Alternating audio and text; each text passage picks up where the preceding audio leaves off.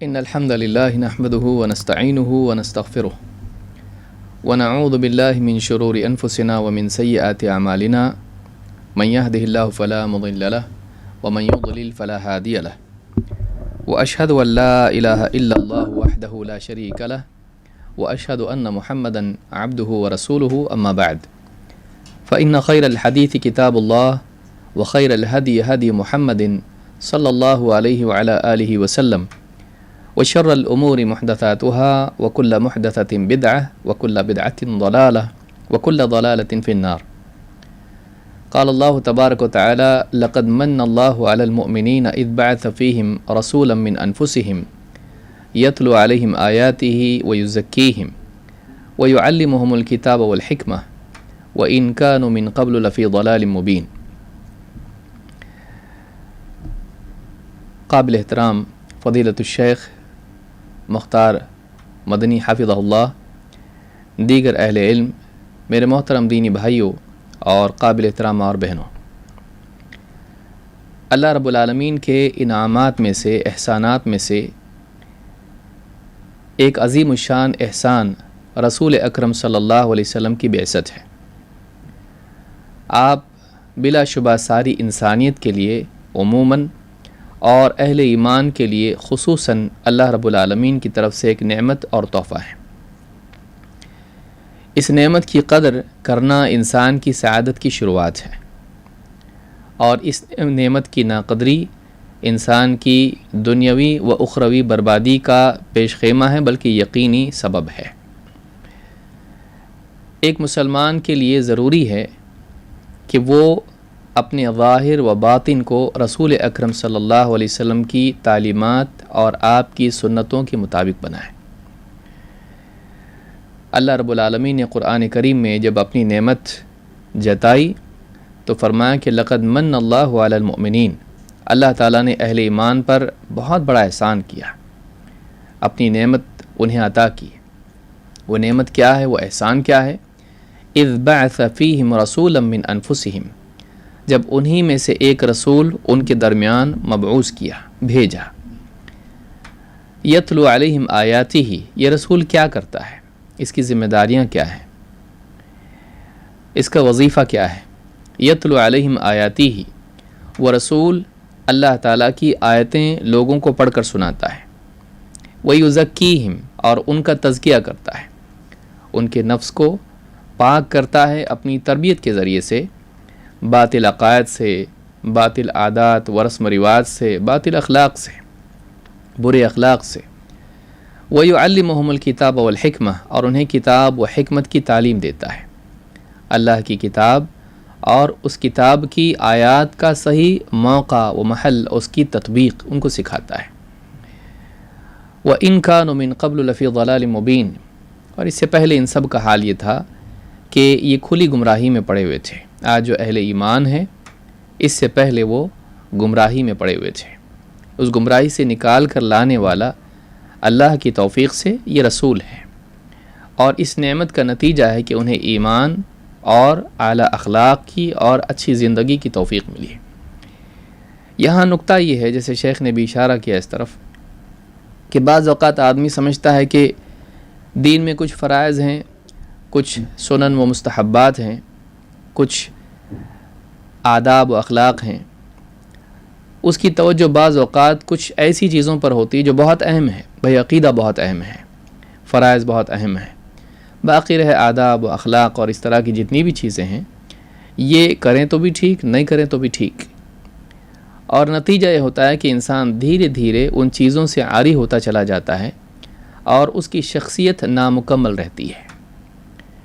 بلکہ بعض چیزیں، جیسے شیخ نے بھی بتایا، ایسی ہیں کہ وہ یہ سمجھتا ہے کہ یہ ہلکی ہیں، ضروری نہیں ہے، کبھی علم کی کمی کی وجہ سے اور کبھی لاپرواہی کی وجہ سے۔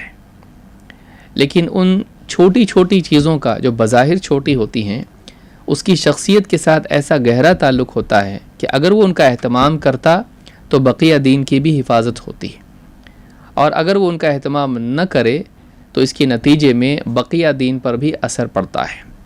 میں اس کی تفصیل میں نہیں جانا چاہتا، لیکن آپ دیکھیں بعض چیزیں بہت چھوٹی ہوتی ہیں دیکھنے کے اعتبار سے، ظاہر کے اعتبار سے، یا اہتمام کے اعتبار سے، لیکن اس کا نتیجہ بہت بڑا بھیانک ہوتا ہے اگر ان کو چھوڑا جائے، ان میں لاپرواہی برتی جائے۔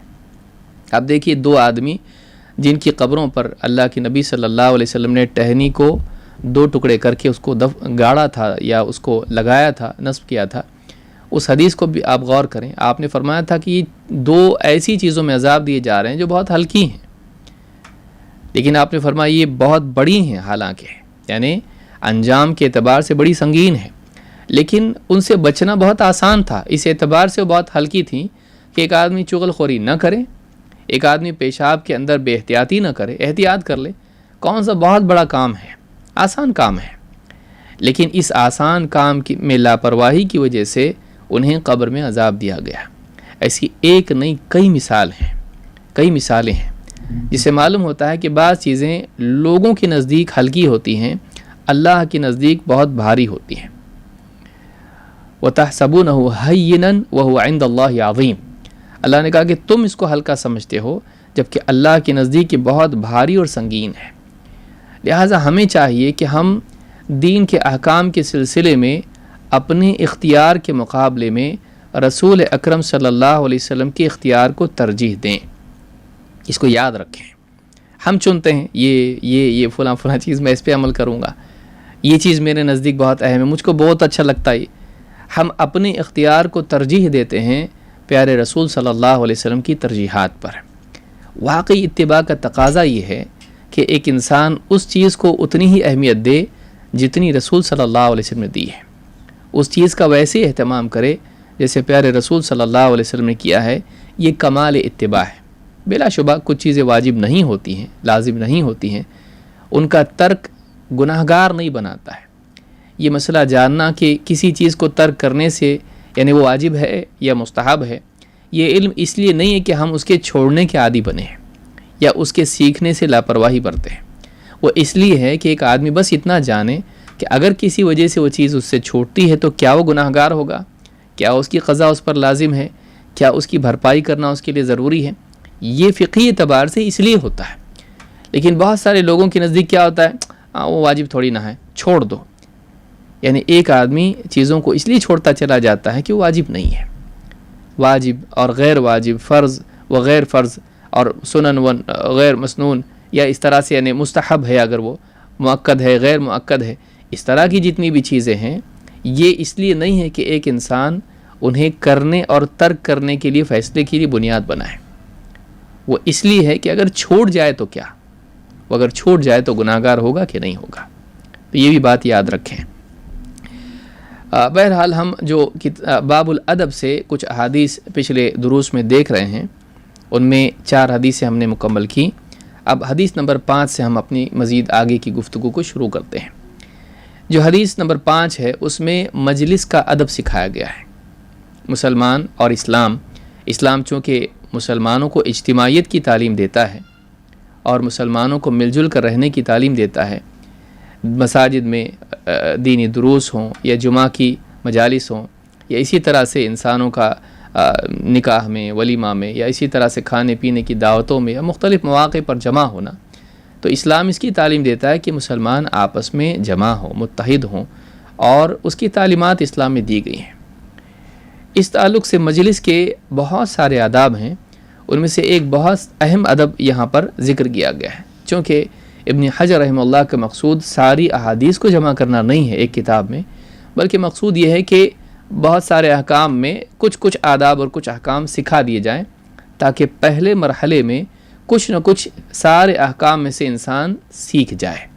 یہ احادیث الاحکام کی کتاب ہے، اس میں استیعاب نہیں ہے، یہ نہیں کہ سارا جمع کر دیا جائے۔ آدمی کہے گا اس میں تو ایک ہی ادب ہے مجلس کا، اور بھی بہت سارے آداب ہیں، وہ کیوں نہیں جمع کیے؟ اگر وہ جمع کر دیتے تو یاد کرنے والے کے لیے بہت مشکل ہو جاتی ہے۔ لہٰذا اس کتاب کا اصل مقصد، یا اس طرح کی کتابوں کا اصل مقصد، چاہے عمدۃ الاحکام ہو یا المحرر ہو یا اسی طرح سے بلوغ المرام ہو یا اور کتابیں ہیں، 40 ہیں مثلا، ان کتابوں کا مقصود یہ نہیں ہے کہ کسی مسئلے کی ساری حدیثوں کو جمع کیا جائے، بلکہ ان کتابوں کا مقصود یہ ہے کہ ہر باب میں سے کچھ حدیثیں جمع کر دی جائیں تاکہ ایک طالب علم جب ان کو یاد کرے تو اس کے لیے مشکل نہ ہو، وہ سارے ابواب میں سے کچھ کچھ مسائل سیکھ جائے پہلے مرحلے کے لیے، پھر اس کے بعد میں آگے کے مراحل کے لیے بڑی کتابیں اس کے لیے ہیں۔ تو یہ بات یاد رکھیں، بعض لوگوں کے دلوں میں ایک شک پیدا ہوتا ہے یا ان کو ایک اشکال پیدا ہوتا ہے کہ ایک ہی ادب بیان کر دیا مجلس کا اور اتنے سارے آداب ہیں، تو کیا ان کو حدیث معلوم نہیں تھی؟ وہ شارحین صحیح البخاری میں سے ہیں اور ان کی کتاب 14 جلدوں میں تقریباً چھپی ہے، تو آپ غور کریں انہوں نے کتنی ہزاروں حدیثوں کو اس میں ذکر کیا ہے مختلف احادیث کے تحت۔ یہاں مقصود یہ ہے کہ ہر باب کی کچھ نہ کچھ حدیثیں ذکر کر دی جائیں تاکہ ایک طالب علم اہم اہم احکام سیکھ لے پہلے مرحلے کے لیے، بعد میں پھر زندگی پڑی ہے مزید کتابیں پڑھنے کے لیے اور مزید احادیث جاننے کے لیے۔ یہ بھی شبہ اس کو یعنی دور کرنا ضروری تھا۔ حدیث نمبر 5 میں ہے عن ابن عمر رضی اللہ عنہما قال قال رسول اللہ صلی اللہ علیہ وسلم لا يقیم الرجل من مجلسه ثم يجلس فيه ولكن تفسحوا وتوسعوا، متفق علیہ۔ عبداللہ ابن عمر رضی اللہ تعالیٰ عنہما سے روایت ہے کہ اللہ کے رسول صلی اللہ علیہ وسلم نے فرمایا لا يقیم الرجل من مجلسه ثم يجلس فيه، ہرگز بھی ایسا نہ ہو، کوئی آدمی ایسا نہ کرے کہ کسی آدمی کو اس کی جگہ سے اٹھائیں اور پھر اس جگہ بیٹھے، وَلَكِن تَفَسَّحُوا وَتَوَسَّعُوا، بلکہ تمہیں چاہیے کہ مجلس میں کشادگی اختیار کرو اور سمٹ کر بیٹھ کے دوسروں کے لیے وسعت پیدا کرو۔ یہ ترجمہ میں نے ایسا کیوں کیا، اس لیے کہ آگے ہم دیکھیں گے انشاءاللہ۔ اس حدیث کو امام البخاری اور مسلم دونوں نے روایت کیا ہے۔ اس حدیث میں ایک حکم آنے والے کے لیے ہے جو مجلس میں آئے، اور دوسرا حکم مجلس والوں کے لیے ہے جو مجلس میں بیٹھے ہوئے ہیں۔ تو آئیے اس کی تفصیل ہم دیکھتے ہیں کہ شرعی حکم اس کا کیا ہے اور کیا تفاصیل اس کی ہیں۔ پہلا جملہ حدیث کا ہے، اللہ کے رسول صلی اللہ علیہ وسلم نے فرمایا لا يقیم الرجل من مجلسه ثم يجلس فيه، چاہے وہ جمعہ کا دن ہو، کسی آدمی کو پہلی صف میں نماز پڑھنا، مثلا جمعہ کے دن آئیں اور کسی کو کہ پیچھے جاؤ اور خود اس کی جگہ بیٹھ جائے۔ کوئی غریب آدمی ہے، کوئی ایسا آدمی جو ہمیشہ نماز کو پابندی سے نہیں آ پاتا ہے، آپ پابند ہیں، آپ جا کے کہیں چلو روزانہ تو آتے نہیں، فجر میں تو دکھتے نہیں ہو، اور اب جمعہ کے لیے آ کر بیٹھ گئے، چلو پیچھے جاؤ، ہم لوگ زیادہ حقدار ہیں۔ اس اعتبار سے ایک آدمی دوسروں کو ان کی جگہ سے اٹھا کر خود اس جگہ بیٹھ جائے، یا عام مجلس میں لوگ بیٹھے ہوئے ہیں اور وہاں آئے، دینی درس ہے مثلا، کسی کو اس کی جگہ سے اٹھائے اور وہاں آ کے خود بیٹھ جائے۔ تو اس طرح سے اس حدیث میں اس بات سے منع کیا گیا ہے کہ کوئی آدمی ایسا نہ کرے کہ کسی بیٹھے ہوئے شخص کو جو مجلس میں موجود ہے، آنے والا شخص، اس کی جگہ سے اٹھا کر اس جگہ بیٹھ جائے۔ امام النووی رحمۃ اللہ علیہ فرماتے ہیں هذا النهی للتحریم، یہ جو منع کیا گیا ہے کہ کوئی آدمی ایسا نہ کرے، اس کی شرعی حیثیت کیا ہے؟ نہ کرے تو اچھا ہے، یا نہ کرنا یہ ضروری ہے، کرنا حرام ہے، یا اس کا کیا حکم ہے؟ امام النووی رحمۃ اللہ علیہ فرماتے ہیں کہ یہ جو منع کیا گیا ہے یہ تحریم کے لیے ہے، یعنی کوئی آدمی اگر ایسا کرتا ہے تو وہ حرام کا مرتکب ہوتا ہے، اور جو آدمی حرام کا مرتکب ہو وہ گناہ گار ہوتا ہے۔ معلوم ہے کہ کسی کو اس کی جگہ سے اٹھا کر اس کی جگہ پر بیٹھنا یہ حرام ہے۔ یہاں پر یعنی اس حدیث میں ایسا کیوں کہا گیا، کیوں یہ گناہ ہے، کیوں ایسا نہیں کرنا چاہیے؟ اس لیے کہ حدیثوں میں آیا ہے کہ جو آدمی کسی جگہ پر بیٹھا ہے وہ اس جگہ کا زیادہ حقدار ہے، الا یہاں تک کہ وہ اس جگہ سے اٹھ کے مجلس چھوڑ کے چلا جائے اس ارادے سے کہ مجھ کو نہیں بیٹھنا ہے۔ تو جب تک کہ وہ بیٹھا ہوا ہے اس مجلس کا، اس جگہ کا، وہ زیادہ حقدار ہے۔ اس تعلق سے احادیث بھی آئی ہیں، مثلا صحیح مسلم کی حدیث ہے، اللہ کے نبی صلی اللہ علیہ وسلم فرماتے ہیں من قام من مجلسه ثم رجع الیہ فهو احق به، جو آدمی کسی مجلس سے اٹھ کر جائے پھر واپس لوٹے تو وہ اس مجلس کا زیادہ حقدار ہے، اس جگہ بیٹھنے کا زیادہ حقدار ہے جہاں وہ پہلے بیٹھا ہوا تھا۔ کسی کام سے اٹھ کے گیا، مثلا اس کو کھانسی آئی، بلغم آیا، وضو خانے میں گیا، تھوک کے پھر واپس آیا، یا مثلا کوئی کال اس کو آیا، فوراً گیا باہر بات کر کے واپس آیا مجلس میں. تو کوئی آدمی اگر مجلس سے اٹھ کے کسی غرض سے جاتا ہے اور فوراً آ کے مجلس میں واپس آتا ہے تو وہ جو جگہ چھوڑ کے گیا ہے وہ اس جگہ کا زیادہ حقدار ہے، یعنی اس کا حق ہے کہ وہاں وہ بیٹھے. اگر اس جگہ کوئی بیٹھا ہے تو اس کو اتنا بھی علماء نے کہا کہ حق ہے اس کو کہہ کے ہٹو، وہ میری جگہ ہے، وہاں آ کے وہ خود بیٹھ سکتا ہے اس کو ہٹا کے، کیونکہ وہ حقدار ہے اس کا. اس حدیث کو امام مسلم نے روایت کیا ہے، حدیث نمبر 2179. اسی طرح سے ایک اور حدیث میں آپ فرماتے ہیں الرجل احق بمجلسه وان خرج لحاجته ثم عاد فهو احق بمجلسه. آدمی اپنی جگہ کا زیادہ حقدار ہے. اگر وہ اپنی کسی حاجت کی وجہ سے چلا گیا پھر واپس لوٹا تو وہ اس جگہ کا جہاں وہ بیٹھا تھا زیادہ حقدار ہے دوسروں سے. اس حدیث کو امام ترمذی نے روایت کیا ہے اور صحیح الجامع الصغیر میں شیخ الالبانی نے اس کو صحیح کہا ہے، حدیث نمبر 3544 صحیح الجامع الصغیر میں. ان دونوں حدیثوں سے بات معلوم ہوتی ہے کہ یہ اس مسلمان کا حق ہے کہ وہاں وہ بیٹھے، لہٰذا کسی انسان کو یہ حق نہیں ہے کہ اس کو اس کی جگہ سے اٹھائے اور خود وہاں بیٹھے، وہ اس جگہ کا زیادہ حقدار ہے.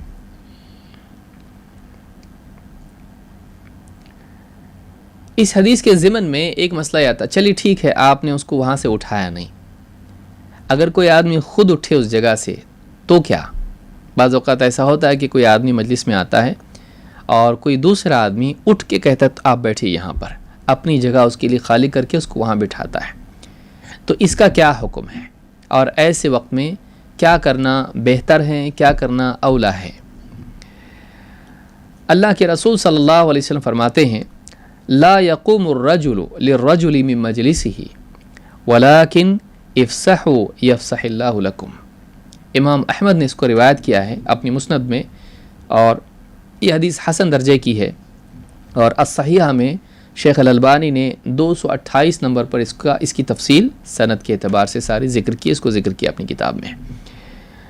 تو اس حدیث میں کیا ہے؟ آپ فرماتے ہیں لا يقوم الرجل للرجل من مجلسه، کوئی آدمی کسی اور آنے والے شخص کے لیے اپنی جگہ سے نہ اٹھے، ولیکن افسحوا یفسح اللہ لکم، ہاں بلکہ تمہیں چاہیے کہ تم مجلس میں وسعت پیدا کرو اور یعنی ایک دوسرے کے لیے جگہ بناؤ، اللہ تعالیٰ تمہارے لیے وسعت پیدا کرے. آپ نے دعا دی اور آپ نے حکم دیا اور دعا دی، کہا بلکہ مجلس میں وسعت پیدا کرو. یہ نہیں کہ کوئی اٹھ کے چلا گیا اور دوسرا آ کے بیٹھے، بلکہ یہ کہ تھوڑا سا کھسک جاؤ دائیں بائیں آگے پیچھے، اس طرح سے تھوڑی جگہ بناؤ اور آنے والے کے لیے بیٹھنے کے لیے کہیں نہ کہیں ایک جگہ بن جائے، اس طرح سے کرو. تو اس حدیث کو امام احمد نے روایت کیا. اس سے بات معلوم ہوتی ہے کہ رسول اکرم صلی اللہ علیہ وسلم نے بیٹھے ہوئے شخص کو بھی اس بات سے منع کیا کہ وہ اٹھ کے دوسروں کے لیے جگہ بنائے. اس حدیث سے شیخ الالبانی نے ان دونوں مسائل کو جمع کر کے ایک حکم بتایا ہے. فرماتے ہیں وَهُوَ ظَاهِرُ الدَّلَالَةِ عَلَىٰ أَنَّهُ لَيْسَ مِنَ الْآدَابِ الْإِسْلَامِيَّةِ أَن يَقُومَ الرَّجُلُ عَن مَجْلِسِهِ لِيَجْلِسَ فِيهِ غَيْرُهُ يَفْعَلُ ذَلِكَ احْتِرَامًا لَهُ. کہتے ہیں کہ اس حدیث سے ظاہر دلالت یعنی صاف طور سے یہ بات سامنے آتی ہے کہ اسلامی آداب میں سے یہ چیز نہیں ہے کہ ایک آدمی اپنی جگہ سے اٹھے تاکہ دوسرا آدمی اس جگہ پر بیٹھے. وہ اس لیے اٹھے کہ اس کے لیے احترام کے طور پر اٹھے، ایسا نہ کرے. بل علیہ ان یفسح لہ فی المجلس، بلکہ بیٹھے ہوئے کو چاہیے کہ وہ آنے والے کے لیے مجلس میں وسعت پیدا کرے، تھوڑا سا جگہ بنائیں، خود بھی بیٹھا رہیں اور آنے والے کے لیے بھی جگہ بنائیں. وَأَن يَتَزَحْزَحَ لَهُ إِذَا كَانَ الْجُلُوسُ عَلَى الْأَرْضِ، اگر زمین پر لوگ بیٹھے ہوئے ہیں جیسا کہ عام طور پر مساجد میں ہوتا ہے، اگر زمین پر لوگ بیٹھے ہوئے ہیں تو بس تھوڑا سا دائیں بائیں کھسک جائیں. یتزحزح زحزح میلان کو کہتے ہیں، مائل ہو جائے دائیں طرف بائیں طرف آگے پیچھے جیسا بھی ہوتا ہے، تھوڑا سا ہلے اور کھس کے جس کو ہم کہہ سکتے ہیں جگہ بنائیں. اگر زمین پر لوگ بیٹھے ہوئے ہیں، کرسیوں پر تو یہ مسئلہ نہیں ہوتا ہے لیکن زمین پر جگہ بنائی جا سکتی ہے، اور عام طور سے اس زمانے میں لوگ زمین پر ہی بیٹھا کرتے تھے دینی مجالس میں. اذا كان قد نهي عن القيام فلان ينهى عن الاقامة من باب اولى. یہ بہت اہم بات ہے جو شیخ البانی نے یہاں پر کہی اسی حدیث کے ضمن میں، حدیث نمبر 228 کے ضمن میں. جلد نمبر 1 صفحہ نمبر 450 پر یہ بات ہے صحیحہ میں، کہتے ہیں کہ اگر آدمی کو اٹھنے سے منع کیا گیا ہے کہ تم اٹھو مت آنے والے کے لیے، تو آنے والے کو اس کو اٹھا کے اس کی جگہ پر بیٹھنا یہ زیادہ منع ہے، یعنی اٹھنا ہی منع ہے اگر، تو اٹھانا زیادہ منع ہوگا۔ تو اس اعتبار سے یہ دونوں چیزیں مناسب نہیں ہیں، یہ بھی صحیح نہیں ہے کہ آنے والا اٹھائے اور بیٹھے، یہ بھی مناسب نہیں ہے کہ بیٹھا ہوا اٹھ کے کسی کو اس جگہ پر بیٹھنے کے لیے کہے۔ مناسب یہ ہے کہ لوگ تھوڑا سا دائیں بائیں آگے پیچھے ہلیں اور بیٹھنے والے کے لیے جگہ بنائیں۔ بعض علماء نے یہ بھی بات کہی ہے کہ اللہ کے نبی صلی اللہ علیہ وسلم کی کہ اس حکم کو مانا جائے کہ وَلَكِن تَفَسَّحُوا وَتَوَسَّعُوا، اللہ رب العالمین خود ہی برکت دے دیتا ہے اور آنے والوں کے لیے جگہ بن جاتی ہے۔ اگر کوئی آدمی اٹھے اور نکل کے چلا جائے، جیسے بیٹھے آپ یہاں پہ زبردستی، تو کیا مناسب ہے کہ بیٹھے وہاں پر؟ آئیے دیکھتے ہیں اس بارے میں کیا ہے۔ عبداللہ ابن عمر رضی اللہ تعالیٰ عنہ سے روایت ہے، جاء رجل الى رسول اللہ صلی اللہ علیہ وسلم، ایک آدمی اللہ کے رسول صلی اللہ علیہ وسلم کی خدمت میں حاضر ہوا، فقام له رجل من مجلسه، تو ایک آدمی اس آنے والے کے لیے اپنی مجلس سے اٹھا، فذهب ليجلس فيه، آنے والا آدمی، مجلس میں آنے والا آدمی جا کر اس کی جگہ بیٹھنے لگا، فنہاہ رسول اللہ صلی اللہ علیہ وسلم، اللہ کے رسول صلی اللہ علیہ وسلم نے اس کو منع کیا۔ یہاں پر ضمیر کس کی طرف عائد ہے؟ اٹھنے والے کی طرف یا آنے والے کی طرف؟ یعنی آپ نے اس کو منع کر دیا۔ کس کو منع کیا؟ اٹھنے والے کو منع کیا مت اٹھو، یا آنے والے کو اور بیٹھنے والے کو منع کیا کہ تم مت بیٹھو؟ اس تعلق سے شمس الحق عظیم آبادی رحمہ اللہ فرماتے ہیں عون المعبود میں کہ ای عن الجلوس فی ذلک المجلس، یعنی آپ نے اس شخص کو منع کر دیا اس جگہ بیٹھنے سے، مت بیٹھو وہاں پہ۔ تو اس حدیث کو امام ابو داؤد نے روایت کیا ہے، سنن ابی داؤد حدیث نمبر 4828، اور یہ حدیث حسن درجے کی ہے۔ اس سے معلوم ہوتا ہے کہ اگر کوئی آدمی کسی کے لیے اٹھے اپنی جگہ چھوڑ کے، تو حکم یہی ہے کہ آنے والا آدمی مجلس میں اس جگہ نہ بیٹھے۔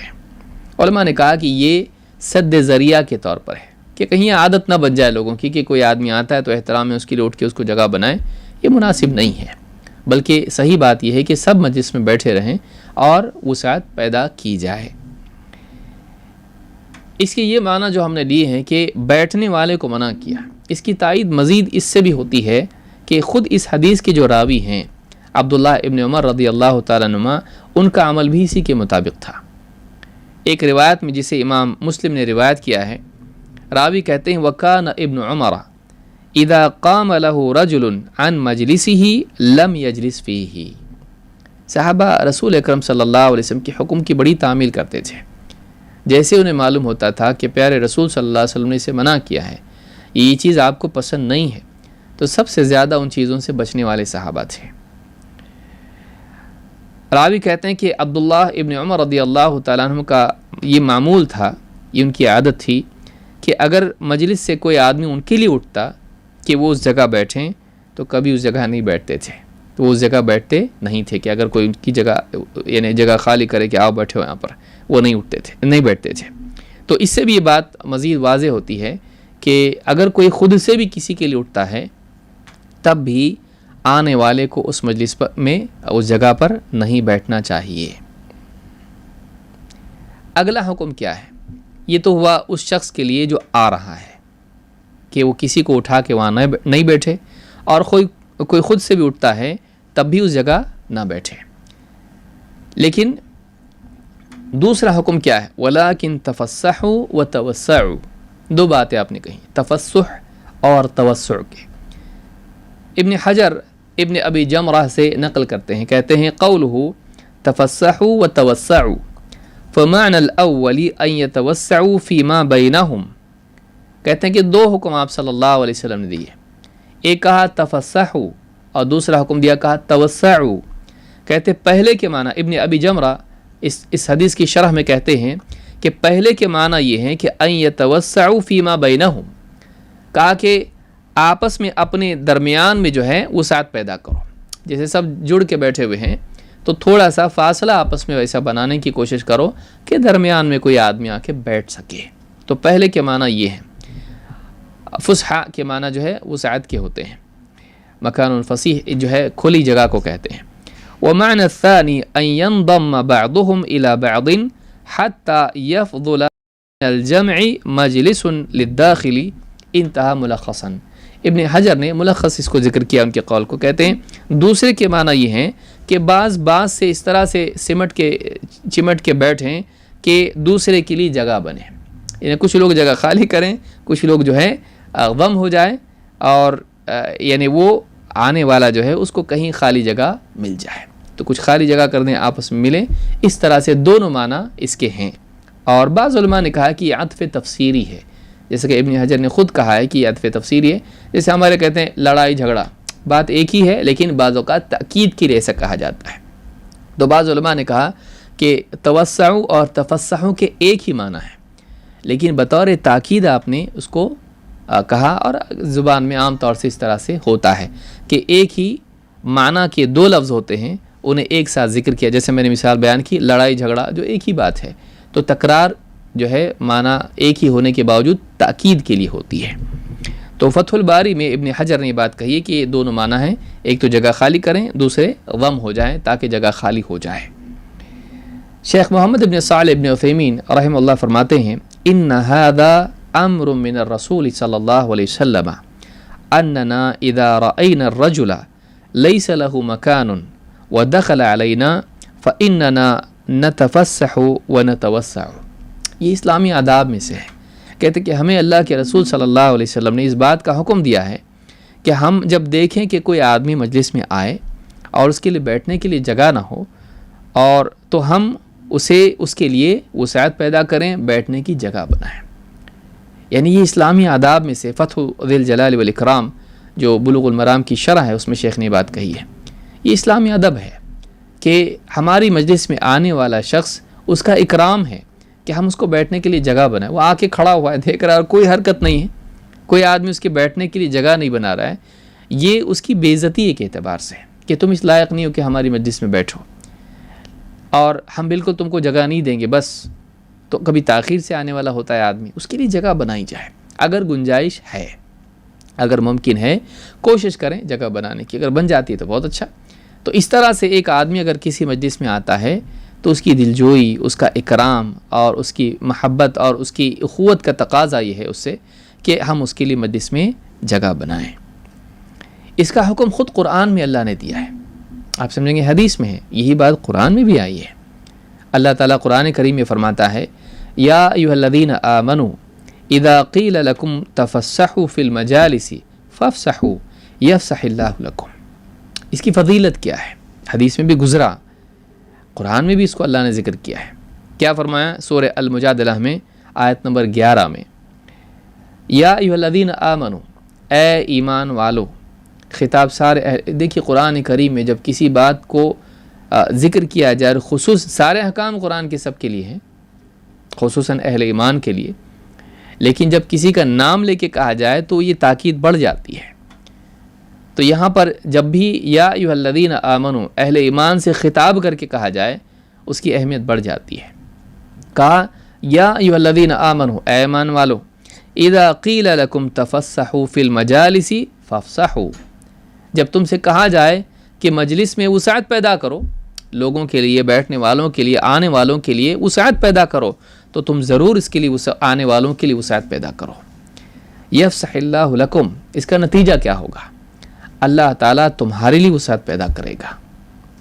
کتنی بڑی فضیلت اس چیز کی ہے کہ ایک آدمی دنیا میں مجلس میں, دینی مجالس ہوں یا عام مجالس ہوں, آنے والے کے لیے اگر جگہ بنائیں, اس کے لیے وسعت پیدا کرے.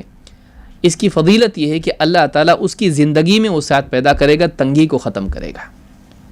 تم آنے والے کے لیے تنگی کو ختم کرو, جگہ بناؤ, وسعت پیدا کرو, اللہ تعالیٰ تمہارے لیے دنیا اور آخرت میں وسعت پیدا کرے گا. جنت کی وسعت تم کو دے گا. دنیا میں رزق ہو یا اسی طرح سے گھر ہو یا کسی بھی طرح سے ہو, شرع صدر کے اعتبار سے ہو, دل کی وسعت ہو, اللہ تعالیٰ تمہارے لیے, کیونکہ عام ہے, کسی خاص چیز کے لیے ذکر نہیں کیا, فلاں چیز میں وسعت پیدا کرے گا. اللہ ہر اعتبار سے تمہارے لیے وسعت پیدا کرے گا۔ کیا جاتا ہے اس میں؟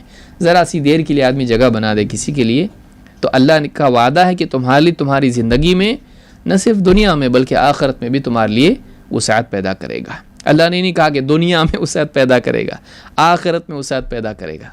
وسعت میں عموم ہے، ساری چیزیں اس میں شامل ہیں، کیوں نہ کرے آدمی۔ اور کتنا خوش قسمت ہے آدمی جو دوسروں کے لیے وسعت پیدا کرے تاکہ اللہ اس کے لیے وسعت پیدا کرے۔ ابن حجر رحمہ اللہ اس آیت کو چونکہ امام بخاری نے ذکر کیا اس آیت کو، کہتے قولہ افسحوا یفسح اللہ لکم، تم وسعت پیدا کرو اللہ تمہارے لیے وسعت پیدا کرے۔ کہتے ہیں ای وسعوا یوسع اللہ علیکم فی الدنیا والآخرہ، کہتے ہیں تم اپنے بھائی کے لیے وسعت پیدا کرو، مجلس میں ذرا سی دیر کے لیے تم وسعت پیدا کرو گے، تم اپنے بھائی کے لیے وسعت پیدا کرو، اللہ تعالیٰ دنیا اور آخرت میں تم پر وسعت پیدا کرے گا۔ فتح الباری میں ابن حجر نے یہ بات کہی ہے، جلد نمبر 11 صفحہ نمبر 63، مطبعات کے اعتبار سے بدل سکتا ہے لیکن میرے سامنے یہ ہے۔ تو اس آیت میں اللہ رب العالمین نے نہ صرف حکم دیا ہے بلکہ اسی کے ساتھ ساتھ دعا بھی، یعنی اللہ تعالیٰ نے اسی کے ساتھ ساتھ، یعنی حدیث میں دعا آئی ہے اور اس آیت میں اللہ کی طرف سے وعدہ ہے کہ اللہ تعالیٰ بھی تمہارے لیے وسعت پیدا کرے گا۔ تو یہ بھی بات یاد رکھیں کہ کوئی معمولی چیز نہیں ہے۔ آج ہر آدمی تنگی سے پریشان ہے، رزق کی تنگی، گھر کی تنگی، اسی طرح سے یعنی دل کی تنگی، زندگی بعض لوگوں کے لیے تنگ ہو گئی ہے۔ اس تنگی کو وسعت میں بدلنے کے لیے یہ ایک ذریعہ ہے، بہت سارے اسباب ہیں لیکن ایک سبب یہ بھی ہے کہ مسلمان کے دل میں جگہ ہو اپنے بھائی کے لیے، وہ اپنے بھائی کے لیے وسعت پیدا کرے تاکہ اللہ تعالیٰ اس کے لیے دنیا آخرت میں وسعت پیدا کرے۔ عبد الرحمن ابن ابی عمرہ کہتے ہیں، یعنی ایک اور حدیث اسی ضمن میں آتی ہے جس سے یہ معلوم ہوتا ہے کہ اچھی مجلس کون سی ہے۔ عبد الرحمن ابن ابی عمرہ کہتے ہیں اوذینا ابو سعید، اور ایک روایت میں ہے بجنازۃ فی قومہ، کہ ابو سعید خدری رضی اللہ تعالیٰ عنہ کو ایک اوذینا سے مراد ہے اخبرہ، بلایا گیا، خبر دی گئی۔ اذان کے معنی اخبار کے ہوتے ہیں۔ تو ابو سعید خدری رضی اللہ تعالیٰ عنہ کو ایک جنازے میں کی خبر دی گئی اور بلایا گیا، جو قوم میں کسی کی وفات ہوئی تھی۔ فلم یأتی حتی اخذ الناس مجالسہم، تو آنے میں ان کو تاخیر ہوئی، لوگ بیٹھے ہوئے تھے، یہاں تک کہ لوگ بیٹھے ہوئے تھے اور وہ پھر کچھ وقت کے بعد آئے۔ فلما ان جاء قام له رجل من مجلسہ، جب وہ آئے تو ایک آدمی اپنی جگہ سے اٹھا، ان کے بیٹھنے کے لیے جگہ بنانے کے طور پر اپنی مجلس سے اٹھنے لگا۔ فقال ابو سعید لا، ایک روایت میں ہے لا، یہ لا جو ہے یہ الادب میں، الادب المفرد میں اور مسند احمد کی روایت میں، جو روایت میں ذکر کر رہا ہوں یہ بیہقی کی ہے جو شعب الایمان میں ہے، اس میں زیادتی نہیں ہے، یہ زیادتی مسند احمد اور الادب المفرد کی ہے۔ تو کہا فقال ابو سعید لا سمعت رسول اللہ صلی اللہ علیہ وسلم یقول خیر المجالس اوسعها، کہ جب اٹھنے لگا تو ابو سعید خدری رضی اللہ عنہ نے کہا نہیں، یعنی تم اپنی جگہ سے مت اٹھو، یہ ویسے ہی جیسے رسول صلی اللہ علیہ وسلم نے منع کیا تھا، کہا کہ نہیں تم مت اٹھو، اور کہا کہ میں نے اللہ کے رسول صلی اللہ علیہ وسلم سے سنا ہے، آپ نے فرمایا خیر المجالس اوسعها، بہترین مجلسیں وہ ہیں جن میں وسعت پیدا کی جائے، جن میں آنے والوں کے لیے وسعت ہو، خیر المجالس اوسعها۔ ثم اعتزل فقعد ناحیۃ، پھر الگ ہٹ کے ایک جگہ جہاں مجلس کی ختم پر جگہ تھی وہاں بیٹھ گئے، آ کے وہاں نہیں بیٹھے بلکہ ایک جگہ کنارے بیٹھ گئے۔ اس حدیث کو امام البیہقی نے شعب الایمان میں روایت کیا ہے اور اس کی سند حسن ہے۔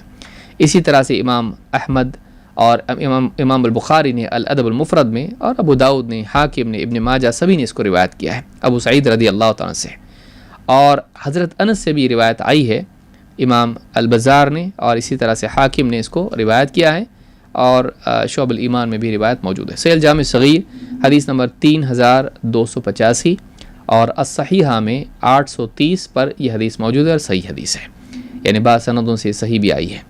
تو اس حدیث کے مختلف طرق میں زیادتیاں ہیں، تو اس حدیث سے بات معلوم ہوتی ہے خیر المجالس اوسعها، بہترین مجالس وہ ہیں جن میں وسعت ہو. کیا مطلب ہے؟ بڑی جگہ کی جائے مجلسیں، یا درمیان میں فاصلہ رکھیں لوگ، یا کیا مطلب ہے؟ امام الصنعانی مختلف معنی ذکر کر کے کہتے ہیں وَيَحْتَمِلُ أَنَّ الْمُرَادَ بِهِ مَا يَفْقِدُ فِيهِ الْإِنسَانُ الْمَجْلِسَ الْمُعَدَّ لِلْجُلُوسِ. ما نافیہ ہے، یعنی یہاں پر اس معنی کے بھی احتمال ہے کہ ایسی مجلس جس میں آنے والے کو بیٹھنے کے لیے جگہ نہ ملے، ایسا نہ ہو. یعنی مجلس ایسی نہ ہو کہ اس میں آنے والے کے لیے بیٹھنے کے لیے جگہ نہ ہو، بلکہ اس میں جگہ میسر ہو جائے. تو ایسی جو مجالس ہیں کہ ہر آنے والا اس کے لیے بیٹھنے کے لیے جگہ وہاں بنا دی جائے، بیٹھے ہوئے لوگ اس کے لیے جگہ بنائیں، تو ایسی مجالس جو ہیں بہترین مجالس ہیں. تو اس کو التحبیر لإيضاح معانی التیسیر میں الصنعانی نے، یہ سبل السلام والے ہی ہیں، انہوں نے اس کو ذکر کیا، یہ معنی اس کے ذکر کیے ہیں.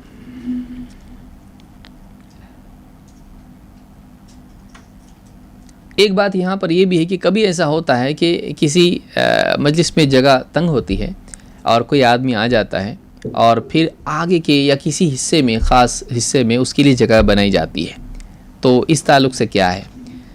اللہ کے رسول صلی اللہ علیہ وسلم فرماتے ہیں اذا جاء احدکم فاوسع له اخوه فانما هي کرامۃ اکرمہ اللہ عز وجل به. اس حدیث کو امام البیہقی نے روایت کیا ہے شعب الایمان میں، اور صحیح الجامع صغیر 463 پر شیخ الالبانی نے اس کو حسن کہا ہے. شیخ البانی کے حوالے سے دے رہا ہوں کہ ان کی کتابوں میں عام طور سے احادیث کی تحقیق ہوتی ہے، اور صحیح کیوں ضعیف کیوں یہ تفصیل موجود ہوتی ہے. تو یہاں تو اس کا وقت نہیں ہے، لہٰذا کوئی آدمی وہاں جا کر رجوع کر کے ان احادیث کی تفصیل دیکھ سکتا ہے کہ یہ کیوں صحیح ہے اور کیوں ضعیف ہے. اللہ کے رسول صلی اللہ علیہ وسلم فرماتے ہیں جب تم میں سے کوئی آدمی کسی مجلس میں آئے اور اس کا بھائی اس کے لیے وسعت پیدا کرے، آؤ یہاں پہ بیٹھو، اس کے لیے جگہ بنائیں، فَإِنَّمَا هِيَ كَرَامَةٌ أَكْرَمَهُ اللَّهُ عَزَّ وَجَلَ بِهِ. یہ اللہ کی طرف سے اس کا اکرام ہے جو اس مسلمان کے ذریعے سے اللہ تعالیٰ نے اس مسلمان کے لیے اکرام کیا ہے. یعنی اللہ کی توفیق سے یہ اس کو جگہ ملی ہے، یہ اکرام ہے، اس کو چاہیے کہ جا کر بیٹھ جائے. تو اگر کسی کے لیے خصوصی طور پر مجلس میں جگہ بنائی جائے اور آسانی سے اس جگہ تک وہ پہنچ سکتا ہو تو جا کے بیٹھے، منع نہ کرے، بلکہ بیٹھ جائے. اگر خاص جگہ کسی کے لیے بنائی جائے تو یہ نہیں کہ اٹھ کے بنائی جائے، بلکہ وسعت پیدا کی جائے تو جا کے بیٹھ جائے. اور یہ اکرام ہے اس کا، یعنی اس کا بھائی اس کا اکرام کر رہا ہے تو اس اکرام کو بھی قبول کرے. اور یہ اللہ کی طرف سے اس کا اکرام ہے کہ اللہ نے اس کے لیے وسعت پیدا کی ہے. لیکن اس تعلق سے یہ بھی ہے کہ اگر گردنیں پھلانگ کر لوگوں کے ہاتھ اور ان کے پاؤں پہ پاؤں دے کر آدمی پہنچ سکتا ہو اور بہت دقت اس میں ہو تو نہ جائے تو یہ زیادہ اچھا ہے. ہاں اگر اس کے لیے جگہ ضروری وہاں پہنچنا ہے، اس کی تقریر ہے یا مثلا کوئی ضروری کام ہے، دستخط کرنا ہے، یا مجلس بھری ہوئی اور جو ہے دولہائی بعد میں آ گیا، اس کا ہی نکاح ہے، وہ نہیں آئے گا تو کیا ہوگا، اس کو تو آنا ہی پڑے گا اس میں. تو اس طرح کی کوئی بات ہو جہاں وہاں پہنچنا ضروری ہو تو پھر وہ جائے. لیکن اگر ضروری نہ ہو تو کوئی حرج نہیں، آدمی کہہ سکتا بیٹھیے میں یہیں بیٹھ جاتا ہوں. مجلس کی ختم پر بیٹھنا یہ ادب ہے. اس تعلق سے ایک روایت بھی آتی ہے جس کو ابن رجب رحمہ اللہ نے ذکر کیا ہے اپنی فتح الباری میں. فتح الباری دو ہیں، ایک ابن حجر کی، دوسری ابن رجب کی. ابن رجب اپنی فتح الباری کو مکمل نہ کر پائے، لیکن یہ بہت عمدہ کتاب ہے جس میں بہت عمدگی سے سلف کے آثار کو انہوں نے ذکر کیا، اور بہت ساری چیزیں جو دوسری جگہ نہیں ملتی ہیں وہاں بہت ساری چیزیں ایک جگہ جمع مل جاتی ہیں. مثال کے طور پر یعنی ضمن مسئلہ آ گیا تو بتاتا ہوں کہ بعض جو لوگ ہیں ایک مسئلہ پیدا ہوتا ہے کہ بھائی نماز کے ختم پر تکبیر کہنا کیا ہے. اب کئی لوگ اس میں شبہ میں ہوتے ہیں، تکبیر سے مراد رفع صوت ہے، ذکر اونچے آواز سے کرنا، یا ذکر کرنا ہی مراد ہے. تکبیر اس لیے کہا جائے کہ اللہ اکبر بھی اس میں آتا ہے، سبحان اللہ والحمدللہ ولا الہ الا اللہ واللہ اکبر، یا واقعی تکبیر کہنا ہے جیسا کہ امام ابو داؤد نے تبویب اس کی کی ہے. تو بہت سارے شبہ میں ہوتے ہیں. ابن رجب رحمہ اللہ نے کئی آثار ذکر کیے ہیں جس سے معلوم ہوتا ہے کہ صراحت کے ساتھ فرض نماز کے اختتام پر سلف سے تکبیر کہنے کا ثبوت ہے. بلکہ ابن عباس رضی اللہ تعالیٰ سے جہاں تک مجھ کو یاد ہے 3 مرتبہ تکبیر کا بھی ذکر ہے، اللہ اکبر اللہ اکبر اللہ اکبر، اور اس کے بعد میں دوسرے اذکار ہیں.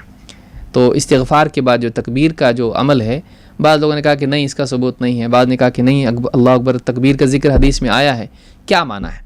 آپ اگر فتح الباری دیکھیں ابن رجب کی، آپ کو بہت سارے آثار اس میں سلف کے ملیں گے جس سے وضاحت مسئلے کی ہو جاتی ہے۔ خیر، یہ ایک ضمنی ایک علمی فائدہ تھا جو مناسب سمجھا میں نے۔ یہ کتاب بہت عمدہ ہے، اس میں کتاب الایمان اگر آپ دیکھیں تو اس میں بھی بہت ساری باتیں سلف کے منہج کے مطابق انہوں نے ذکر کی ہے ایمان کی تفصیل میں۔ ابن رجب رحمہ اللہ فرماتے ہیں وَدَخَلَ خالد بن ثابت الفہمی، خالد ابن ثابت الفہمی، ابن حجر نے اپنی کتاب الاصابہ میں کہا ہے کہ یہ صحابی ہیں۔ تو خالد ابن ثابت الفہمی رضی اللہ تعالیٰ عنہ مسجد میں داخل ہوئے، المسجد یوم الجمعہ تھی، جمعہ کے دن مسجد میں داخل ہوئے، وقد امتلأ من الشمس، باہر بہت دھوپ تھی تو مسجد جو ہے بھری ہوئی تھی، بالکل جگہ نہیں تھی۔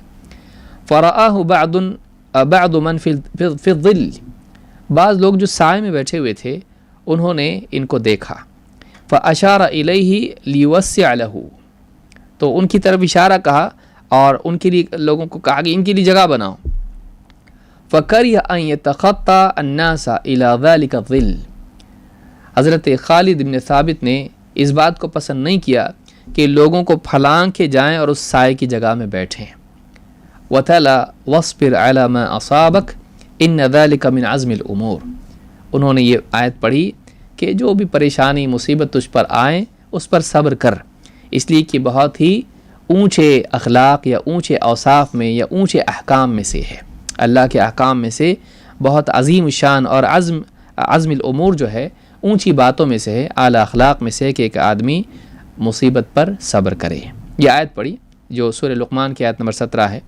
ثم جلس فی الشمس، اور دھوپ ہی میں بیٹھ گئے، دھوپ ہی میں بیٹھے رہے، پھلانگ کے نہیں گئے، جگہ خالی ہو رہی تھی لیکن لوگوں کو پھلانگ کے گردنوں کو پار کر کے اور کسی کو پاؤں لگ رہا ہے اتنا کر کے جا کے بیٹھیں، کہا اس سے بہتر ہے کہ یہیں بیٹھ جاتا ہوں۔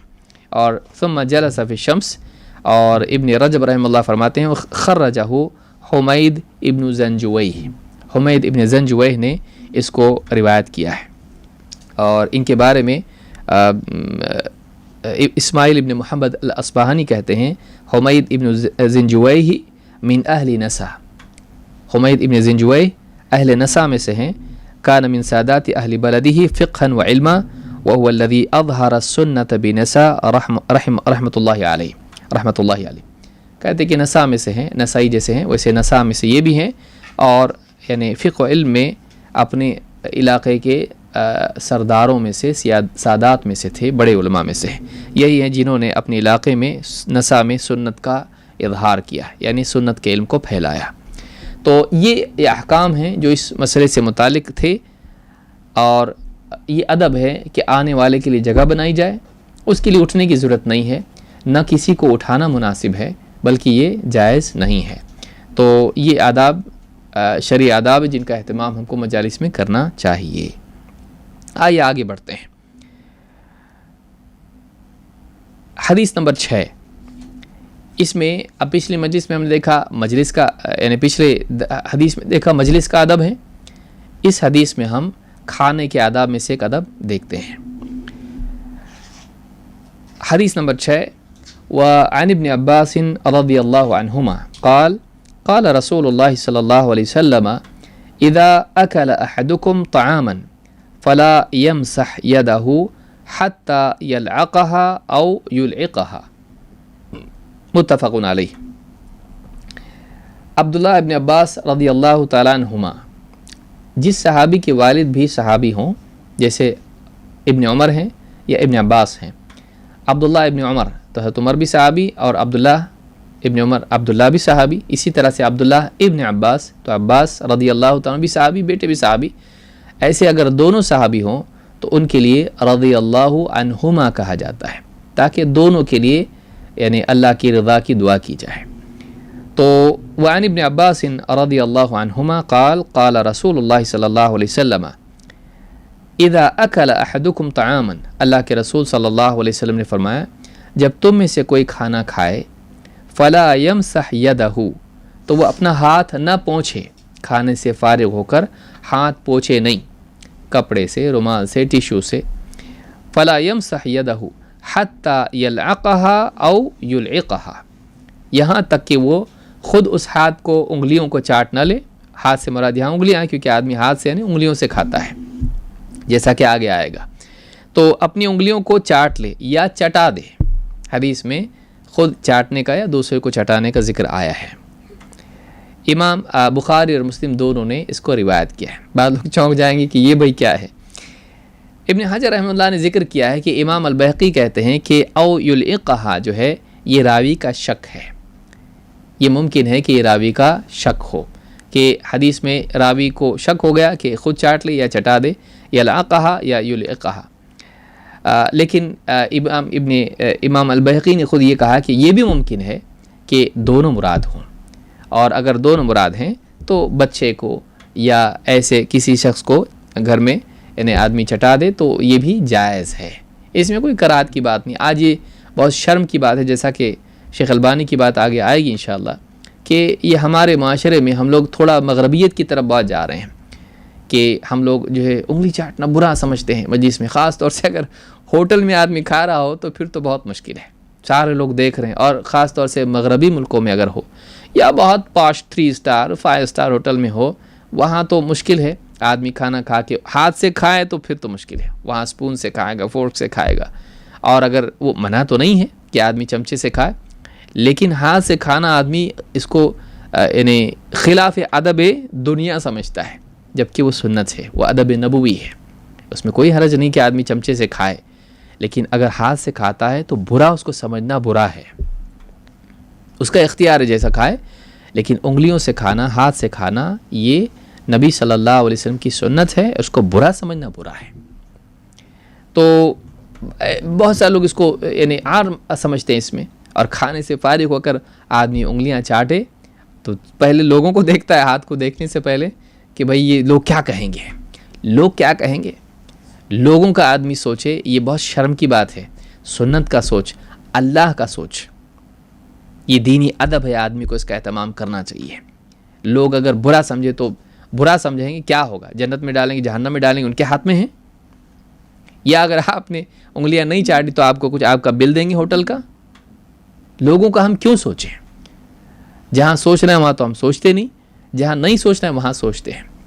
لوگوں سے آدمی اتنا مرعوب نہ ہو کہ اللہ کی عظمت کا، رسول اکرم صلی اللہ علیہ وسلم کی تعظیم کا آدمی حق بھول جائے.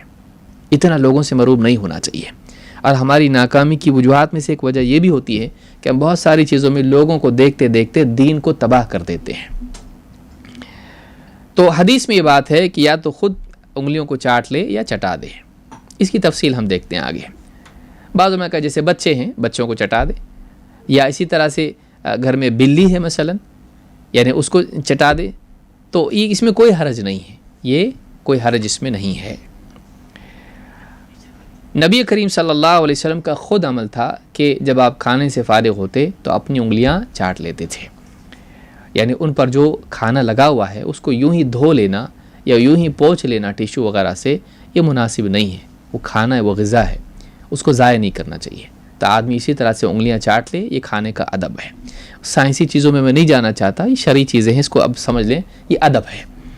کعب ابن مالک رضی اللہ تعالیٰ عنہ سے روایت ہے، کان رسول اللہ صلی اللہ علیہ وسلم یأکل بثلاث اصابع ویلعق یدہ قبل ان یمسحها.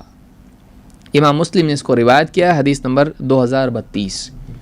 فرماتے ہیں اللہ کے رسول صلی اللہ علیہ وسلم 3 انگلیوں سے کھانا کھاتے تھے. انگلیاں 5 ہوتی ہیں تو انگوٹھا بھی انگلی میں آتا ہے، تو 3 انگلیوں سے آدمی خواہ پریشان ہو کہ 3 انگلی سے کیسے کھاتے تھے. 3 انگلیاں ان سے کھانا کھاتے تھے. یأکل بثلاث اصابع ویلعق یدہ قبل ان یمسحها، اور اپنا ہاتھ یعنی انگلیاں پوچھنے سے پہلے اسے چاٹ لیتے تھے. تو یہ بھی ادب ہے اور یہ بھی سنت ہے. یہاں 2 سنتیں معلوم ہوئیں. ایک یہ کہ ایک آدمی اگر کھانا کھائے تو 3 انگلیوں سے کھائے جہاں تک کہ ممکن ہو. ہاں اگر ایسی چیز ہے جو 3 انگلیوں سے نہیں کھائی جا سکتی تو 4 یا 5 انگلیاں بھی کھانا جائز ہے، جیسا کہ ابن حجر نے کہا ہے. اور کھانے سے فارغ ہونے کے بعد اسے دھونے یا پوچھنے سے پہلے آدمی انگلیاں چاٹ لے۔ اس حدیث سے ایک بات یہ بھی معلوم ہوتی ہے کہ قبل ان یمسحھا، اگر آدمی ہاتھ نہ دھوئے اور بس اس کو رومال وغیرہ سے، کپڑے سے یا ٹیشو سے پونچھ لے تب بھی کافی ہے۔ مثلا کوئی غذا ایسی ہوتی ہے کہ اس کو دھونا ہاتھ ضروری نہیں ہوتا ہے، بس تھوڑا سا آدمی اس کو پونچھ لیا تو کافی ہے۔ تو معلوم ہے کہ کھانے سے فراغت پر ہاتھ دھونا لازم نہیں ہے، بلکہ اگر آدمی ہاتھ پونچھ لے کسی چیز سے تب بھی کافی ہے۔ اس حدیث سے ایک اور بات یہ معلوم ہوئی کہ کریم صلی اللہ علیہ وسلم کا طریقہ 3 انگلیوں سے کھانے کا تھا۔ ابن حجر رحمہ اللہ فرماتے ہیں وَيُؤْخَذُ مِنْ حَدِيثِ كَعْبِ بْنِ مَالِكٍ أَنَّ السُّنَّةَ الْأَكْلُ بِثَلَاثِ أَصَابِعٍ۔ حضرت کعب بن مالک کی حدیث سے بات سامنے آتی ہے کہ سنت یہ ہے کہ 3 انگلیوں سے آدمی کھانا کھائے۔ وَإِنْ كَانَ الْأَكْلُ بِأَكْثَرَ مِنْهَا جَائِزًا، اگرچہ 3 انگلیوں سے زیادہ سے کھانا جائز ہے۔ مثلا آپ کھجوریں کھا رہے ہیں تو آپ کو 5 انگلیاں استعمال کرنا ضروری نہیں ہے، آپ 3 انگلیوں سے کھا سکتے ہیں، کیوں نہ سنت پر آپ عمل کریں۔ یا مثلا آپ روٹی سے کھا رہے ہیں، 5 انگلیاں ضروری نہیں، 3 انگلیوں سے آپ روٹی کا ٹکڑا توڑ کے جو بھی سالن آپ کو میسر اللہ نے کیا ہے، اللہ برکت دے، اس سے آپ کھائیں، کوئی مسئلہ نہیں۔ اس طرح سے بہت ساری چیزیں ہوتی ہیں، پھل وغیرہ ہیں، آدمی 3 انگلیوں سے کھا سکتا ہے۔ ہاں کوئی پتلی چیز ہے جیسے چاول ہے اور اس میں سالن بھی آپ نے ڈال دیا، اب 3 انگلیوں سے آ رہی نہیں ہاتھ میں مثلا، تو آپ پھر وہاں 4 یا 5 انگلیاں استعمال کر سکتے ہیں، جائز ہے۔ تو حتی الامکان آدمی 3 انگلیوں سے کھائے، یہ نبی صلی اللہ علیہ وسلم کی سنت ہے۔ سنت صرف تذکرے سے زندہ نہیں ہوتی ہے، سنت عمل سے زندہ ہوتی ہے۔ خصوصاً گھر کے بڑے اگر عمل کریں تو بچے بھی اس کو دیکھ کر سیکھتے ہیں۔ کھانے کے بعد انگلیاں چاٹنا، اس کی علت کیا ہے؟ کیوں ایسا کیا جائے؟ بعض لوگوں کو یہ اس پہ کراہت ہوتی ہے، اس سے کراہت ہوتی ہے، نہیں ہونا چاہیے۔ اللہ کے نبی صلی اللہ علیہ وسلم فرماتے ہیں اذا اکل احدکم فلیلعق اصابعہ فإنه لا يدری فی ایتہن البرکہ۔ امام مسلم نے اس کو روایت کیا ہے، حدیث نمبر 2035۔ آپ نے فرمایا جب تم میں سے کوئی آدمی کھانا کھائے تو کھانے سے فراغت پر وہ اپنی انگلیاں چاٹ لے، یعنی جس ہاتھ سے کھایا ہے اس ہاتھ کی انگلیوں کو چاٹ لے۔ فإنه لا يدری فی ایتہن البرکہ، اس لیے کہ اسے نہیں معلوم کہ کس حصے میں کھانے کی برکت ہے۔ فی ایتہن، انگلیوں میں کس میں برکت ہے، یعنی جو کھانا لگا ہوا ہے کہاں برکت ہے اس کو نہیں معلوم ہے۔ تو یعنی غذا میں اس کی برکت ہے، تھالی میں، اور جو بچا ہوا پوچھ کے کھانا ہے اس کو، جیسا کہ آگے آئے گا، یا انگلیوں میں کھانا لگا ہوا ہے، کس میں برکت ہے اس کو نہیں معلوم۔ اس برکت کے حصول کے لیے وہ انگلیوں کو لگا ہوا کھانا وہ چاٹ لے۔ جابر رضی اللہ تعالیٰ سے روایت ہے، فرماتے ہیں ان النبی صلی اللہ علیہ وسلم امر بلعق الاصابع والسحفۃ، اللہ کے رسول صلی اللہ علیہ وسلم نے نہ صرف انگلیوں کو چاٹنے کا حکم دیا بلکہ پلیٹ جو ہے اس میں لگا ہوا کھانا بھی پونچھ کے کھانا اس کو بھی چاٹ لینے کا حکم دیا۔ یعنی آدمی پلیٹ میں لگا ہوا کھانا ہے اس کو انگلیوں سے لے اور اس کو چاٹ لے، یعنی کھانا اس میں اسی طرح سے نہ چھوڑے۔ قال وَإِنَّكُمْ لَا تَدْرُونَ فِي أَيِّهِ الْبَرَكَةُ، تمہیں نہیں معلوم کہ کھانے کے کس حصے میں برکت ہے، جو تم نے کھایا اس میں برکت تھی، جو پلیٹ میں لگا ہوا ہے اس میں برکت ہے، یا پھر جو انگلیوں میں لگا ہوا ہے اس میں برکت ہے، تم کو نہیں معلوم کہ غذا کی برکت حاصل اگر تم کو کرنا ہے تو تم کو پلیٹ صاف کر کے بھی کھانا ہے اور انگلیوں میں لگا ہوا چاٹ لینا ہے تاکہ تم اس برکت کو حاصل کرو۔ امام مسلم نے اس کو روایت کیا حدیث نمبر 2033 پر۔ برکت کے کیا معنی ہیں؟ برکت ہے سے مراد یہاں کیا ہے؟ علامہ صنعانی رحمہ اللہ کہتے ہیں سبل السلام میں والبرکۃ ہی النماء والزیادۃ وثبوت الخیر، کہتے ہیں کہ برکت کے معنی عربی زبان میں ہوتے ہیں نما یعنی پروان چڑھنا، وزیادہ زیادتی، وثبوت الخیر خیر کے باقی رہنے کو کہتے ہیں۔ عربی زبان میں کئی اعتبار سے لفظ آتا ہے، 3 معنی یہاں ذکر کیے۔ برکت کے معنی ہے نشو نما کے، یا اسی طرح سے زیادتی کے، یا اسی طرح سے خیر کی بقا کے، خیر کے باقی رہنے کو، تو یہ برکت ہے۔ کہتے والمراد ہونا ما يحصل به التغذیۃ وتسلم عاقبته من اذى اور ويقوي على طاعت اللہ وغیر ذلك، کہتے ہیں کہ یہاں پر مراد یہ ہے کہ جو غذا ہم کھا رہے ہیں اس سے غذا کا جو فائدہ ہونا چاہیے وہ غذا کا فائدہ نصیب ہو، اور آدمی اس غذا کے کھانے سے اذیت ہو سکتی ہو اگر تو اس سے محفوظ ہو جائے، اور اسی طرح سے یعنی وہ غذا اس کے لیے اللہ تعالیٰ کی طاعت، اللہ کی فرما برداری میں قوت کا ذریعہ بنے۔ کھا رہا ہے، وہ کھانا اس کے لیے اللہ کی فرما برداری میں قوت کا ذریعہ بنے، وہ کھانا اس کے لیے قوت کا ذریعہ بنے، اس کے لیے غذا بنے، اس کو فائدہ ہو کھانے سے۔ کھا رہا ہے، فائدہ نہیں ہو رہا ہے، برکت اس کو نہیں مل رہی ہے، وہ برکت حاصل کرے تاکہ وہ غذا اس کے لیے نفع بخش ثابت ہو، اس کے لیے مضر نہ ہو، اور اس مضر نہ ہو، نفع بخش ہو، دنیاوی اعتبار سے بھی اور دینی اعتبار سے بھی۔ تو یہ مراد ہے اس سے۔ تو اگر آدمی چاہتا ہے کہ اس کی غذا سے اس کو فائدہ ہو، وہ کھائے اس طرح سے اور انگلیاں چاٹ لے، کسی سے ڈرے نہیں۔ سنت پر عمل کرنے میں کسی سے ڈرنا نہیں چاہیے، چاہے آدمی بڑے سے بڑے ہوٹل میں بیٹھا ہوا ہو، پیسے دے کے کھا رہا ہے، مفت تھوڑی کھا رہا ہے بھائی، میں انگلیاں چاٹوں گا، میری انگلیاں ہیں بھائی، اور ہمارے نبی کی سنت ہے۔ کسی کو برا لگتا ہے تو برا لگے، کسی کو برا لگتا ہے تو برا لگے۔ تو یہ اگر غیرت دینی ہو آدمی کی تب آدمی دنیا میں چل سکتا ہے، ورنہ تو آدمی دوسری قوموں کا غلام بن کے ان کی تہذیب کو اپنا کے جانوروں جیسا بھی بن سکتا ہے۔ اس کا ان آداب میں سے نہ صرف یہ کہ انگلیاں چاٹ لی جائیں اور پلیٹ کو صاف کیا جائے، بلکہ ایک ادب یہ بھی ہے اسی کے ضمن میں اور اسی علت کے تعلق سے کہ اگر لقمہ گر جائے تو اس کو اٹھا کے کھائے۔ کھانے کی چیز اگر گر جائے نیچے تو آدمی کو چاہیے کہ اس کو اٹھا کے کھائے۔ اور دوسری علت بھی اس میں برکت کے علاوہ اس حدیث میں ذکر کی گئی ہے، وہ کیا ہے؟ اللہ کے نبی صلی اللہ علیہ وسلم فرماتے ہیں اذا وقعت لقمۃ احدکم فلیأخذها ولیمت ما کان بها من اذى ولیأکلها ولا يدعها للشیطان ولا يمسح يده بالمنديل حتى يلعق اصابعه فإنه لا يدري في أي طعامه البركة۔ امام مسلم نے اس کو روایت کیا، حدیث نمبر 2033۔ جب تمہارے ہاتھ میں سے لقمہ کسی کا گر جائے اسے چاہیے کہ وہ واپس سے اٹھائے۔ فَلْيُمِتْ مَا كَانَ بِهَا مِنْ أَذًا، اور اس کو جو بھی چیز مٹی وٹی لگ گئی ہے اس کو صاف کرے اور اسے کھا لے۔ وَلَا يَدَعْهَا لِلشَّيْطَانِ، اور اسے شیطان کے لیے نہ چھوڑے۔ تم چھوڑ دو گے شیطان اٹھا کے کھائے گا، اس کو مل گیا تو اس کو شیطان کے لیے نہ چھوڑے۔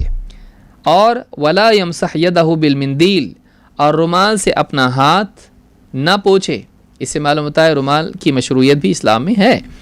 حَتَّى يَلْعَقَ أَصَابِعَهُ، یہاں تک کہ اپنی انگلیوں کو چاٹ نہ لے، یعنی چاٹنے سے پہلے رومال سے پوچھ نہ لے۔ فَإِنَّهُ لَا يَدْرِي فِي أَيِّ طَعَامِهِ الْبَرَكَةُ، اس لیے کہ اسے نہیں معلوم کہ کھانے کے کس حصے میں برکت ہے۔ تو اس سے دو باتیں معلوم ہوئی کہ آدمی کا لقمہ گر جائے تو اسے شیطان کے لیے نہیں چھوڑنا چاہیے، اور کھانے سے فارغ ہو کر آدمی کو اپنی انگلیاں اور پلیٹ چاٹ کے کھانا چاہیے۔ بعض روایت سے معلوم ہوتا ہے کہ کھانے کے آخری حصے میں بھی برکت ہوتی ہے، اللہ اسی لیے پلیٹ صاف کر کے کھانا چاہیے اور آدمی کو انگلیاں بھی پوچھ کے کھانی چاہیے، چاٹ کے کھانی چاہیے۔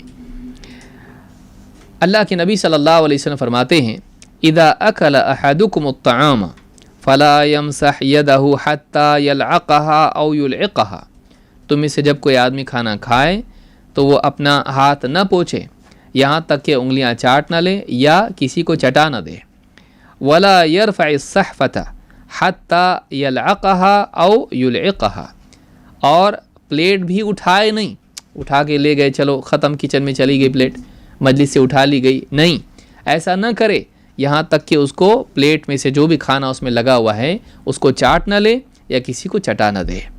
فَإِنَّ آخِرَ الطَّعَامِ فِيهِ بَرَكَةٌ، اس لیے کہ کھانے کے آخری حصے میں برکت ہوتی ہے۔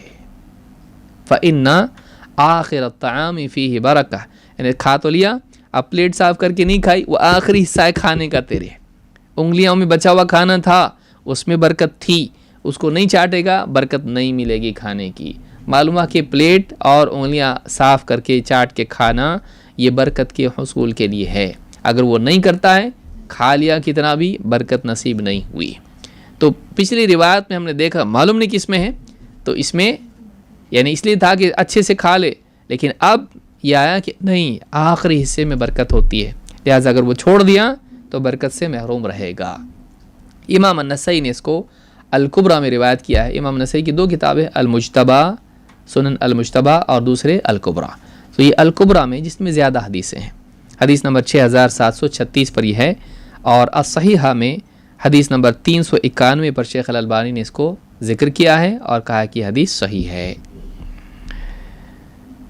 اس کا حکم کیا ہے؟ انگلی اور یعنی کھانے سے فارغ ہو کر انگلیاں چاٹنا اور پلیٹ صاف کر کے کھانا چاٹنا، اس کا حکم کیا ہے؟ مستحب ہے، واجب ہے، کیا ہے؟ شیخ الالبانی رحمہ اللہ فرماتے ہیں وفی الحدیث ادب جمیل من آداب الطعام الواجبہ الا وهو لعق الاصابع ومسح الصحفة بها۔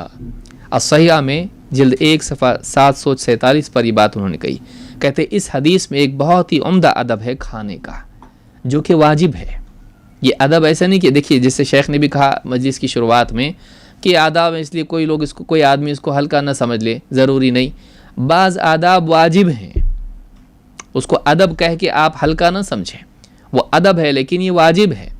تو کہا کہ یہ شرعی کھانے پینے کے آداب میں سے ایک واجب ادب ہے، اور وہ کیا ہے کہ کھانے سے فارغ ہونے کے بعد آدمی کا انگلیاں اور پلیٹ کو صاف کر کے کھانا، یہ واجب ہے۔ کیوں واجب ہے؟ اس لیے کہ اللہ کے نبی صلی اللہ علیہ وسلم نے اس کا حکم دیا ہے، اور اس میں برکت کا حصول ہے، اور شیطان کے لیے نہیں چھوڑنا ہے، اس اعتبار سے بھی کیا ہے؟ واجب ہے۔ تو آدمی کو چاہیے کہ وہ ان چیزوں کا لحاظ رکھے۔ علامہ صنعانی رحمہ اللہ فرماتے وَهَذِهِ الْأُمُورُ مِنَ اللَّعْقِ وَالْإِلْعَاقِ وَلَعْقِ الصَّحْفَةِ وَأَكْلِ مَا يَسْقُطُ ظَاهِرُ الْأَوَامِرِ وُجُوبُهَا۔ کہتے یہ جو حدیثوں میں آیا ہے کہ انگلیاں چاٹ لے یا چٹا دے، یا اسی طرح سے پلیٹ صاف کر کے کھائے، یا اسی طرح سے گرا ہوا لقمہ اٹھا کے کھائے، ظاہر اس کا امر کیا ہے؟ کہتے حکم کا لازمی نتیجہ یہ ہے، ظاہر بات تو یہی ہے ان اوامر سے کہ یہ واجب ہے، یہ چیز لازم ہے۔ وَإِلَى هَذَا ذَهَبَ ابو محمد ابن حزم وقال انها فرض، اور یہی اختیار ہے امام ابن حزم کا، محمد ابن حزم، انہوں نے کہا کہ یہ کیا ہے؟ فرض ہے۔ فرض اور واجب ایک ہی ہوتا ہے، اس کو بھی یاد رکھیں۔ سبل السلام میں امام الصنعانی نے یہ بات کہی ہے۔ ہمارے گھروں میں بچوں کو سکھایا جاتا بیٹا گری ہوئی چیز اٹھا کے نہیں کھاتے، یہ ہماری جہالت ہے، گری ہوئی چیز اٹھا کے نہیں کھاتے، کیا ہے؟ ہم ایسا بچوں کو سکھاتے ہیں۔ کیوں؟ ہم لوگ بہت ہی ہائیجینک ہیں، ہم لوگ بہت پڑھے لکھے ہیں۔ یہ ادب ہے اسلام کا کہ کھانا ضائع نہیں کرتے بلکہ اس کو اٹھا کے کھا لیتے ہیں۔ اس میں کھانے اللہ کی نعمت کی تعظیم ہے، اس کی نعمت کا شکر ہے، اور اس میں یعنی تواضع ہے۔ یہ آدمی گھمنڈی نہیں ہو، متکبر نہیں ہو، اگر کوئی چیز گر جاتی ہے اس کو اٹھا کے کھائیں، یہ تواضع ہے، الا یہ کہ وہ نجاست میں گر جائے۔ لیکن یہ کہ اگر دھول مٹی لگتی ہے یا دسترخوان پہ گر جاتا ہے لقمہ، آدمی اٹھا کے اس کو کھائے۔ حال یہ ہے کہ اگر آدمی کا یعنی نوٹ یا ڈالر بیت الخلاء میں گر جائے تو آدمی اس کو بھی نکالنے میں پیچھے نہیں ہٹے گا۔ بھئی یہ 500 کا ڈالر ہے، 100 کا ڈالر ہے، ریال ہے، آدمی اس کو کسی طرح سے نکالے گا۔ وہاں آدمی ہائیجین اور یہ سب نہیں، پیسوں کے لیے آدمی کر سکتا ہے، سنت کے لیے نہیں کر سکتا ہے۔ آپ سے یہ تھوڑی کہا جا رہا ہے کہ نجاست میں سے اٹھا کے آپ کھائیے، دسترخوان پہ گرا ہوا ہے یا زمین پر گھر ہی میں گر گیا ہے، آدمی اٹھا کے پہنچ کے اس کو کھا لے۔ یہ ادب خود بھی آدمی اس کا اہتمام کرے، بچوں کو بھی یہ سکھائے۔ تو یہ آداب اسلام کے ہیں، یہ ہم نے حدیث نمبر 6 میں اس بات کو سیکھا۔ تو اسلامی آداب میں سے یہ ہے کہ آدمی کھانے سے فارغ ہو کر انگلیاں اور اپنی پلیٹ صاف کر کے کھائے، اور شیطان کے لیے نہ چھوڑے، لقمہ اگر گر جائے تو اس کو اٹھا کے اس کو صاف کر کے کھائے۔ یہ ادب واجب ہے، نہیں کرے گا گناہ گار ہوگا۔ حدیث نمبر 7، آگے بڑھتے ہیں مزید۔ یہ حدیث کس تعلق سے ہے؟ سلام سے متعلق ہے۔ سلام کے آداب اس میں سکھائے گئے ہیں۔ سلام کا اسلامی ادب کیا ہے؟ کتاب الادب کی شروعات میں ہم نے دیکھا تھا سلام کے تعلق سے کہ مسلمان کے مسلمان پر حقوق ہیں، اور ان حقوق میں سے یہ ہے کہ وہ جب ملاقات کرے تو سلام کرے۔ مسلم کی حدیث بھی ہم نے اس کے ضمن میں دیکھی تھی کہ یہ بھی ادب ہے اور واجب ہے کہ اگر مسلمان اس کو سلام کریں تو اس کے سلام کا جواب دیں۔ آئیے اسی سے متعلق ایک تفصیلی حدیث ہم دیکھتے ہیں جس میں کون کس کو سلام کرے، اس میں سلام کا حکم تھا، یہاں کون کس کو سلام کرے اس کو سکھایا گیا ہے، اور اس کی تفصیل ہم دیکھتے ہیں۔ یہ حدیث نمبر 7 ہے کتاب الادب میں۔ وعن ابی ہریرہ رضی اللہ عنہ قال قال رسول اللہ صلی اللہ علیہ وسلم لیسلم الصغیر علی الکبیر والمار علی القاعد والقلیل علی الکثیر، متفق علیہ۔ وفی روایت لمسلم والراکب علی الماشی۔ 4 لوگوں کے بارے میں بتایا گیا ہے کہ کون کس کو سلام کرے۔ کیا حدیث کے الفاظ ہیں؟ ابو ہریرہ رضی اللہ تعالیٰ عنہ سے روایت ہے، فرماتے ہیں اللہ کے رسول صلی اللہ علیہ وسلم نے فرمایا، سلام کرے چھوٹا بڑے کو، چھوٹا بڑے کو سلام کرے۔ والمار علی القاعد، جو آدمی چل رہا ہے، مار ماشی ایک ہی ہے، اور گزرنے والا چلنے والا بیٹھے ہوئے کو سلام کرے۔ علماء نے تفریق بھی بیان کی، مار میں سے وہ بھی ہو سکتا ہے جو سوار ہو، تو والمار علی القاعد، جو آدمی چل رہا ہے وہ بیٹھے ہوئے کو سلام کرے۔ والقلیل علی الکثیر، اور تھوڑے لوگ زیادہ لوگوں کو سلام کریں۔ یہ حدیث متفق علیہ یعنی بخاری اور مسلم دونوں میں ہے، اور مسلم کی روایت میں ہے والراکب علی الماشی، جو آدمی سوار ہے وہ چلتے ہوئے کو سلام کرے۔ جو 4 لوگ معلوم ہوئے کہ چھوٹا بڑے کو سلام کرے، نمبر 1، 2 چلنے والا بیٹھے ہوئے کو سلام کرے، نمبر 3 تھوڑے لوگ زیادہ لوگوں کو سلام کریں، اور نمبر 4 سوار چلنے والے کو سلام کریں۔ تو یہ 4 حالتیں ہیں جو سلام کے آداب میں ذکر کی گئی ہیں کہ زیادہ حقدار سلام کرنے کا وہ ہے، اور اس کو چاہیے کہ وہ سلام کرے۔ ایک ایک کر کے اس کی تفصیل ہم دیکھتے ہیں، اور آخر میں اس کی علت بھی ہم دیکھیں گے کہ کیوں ایسا۔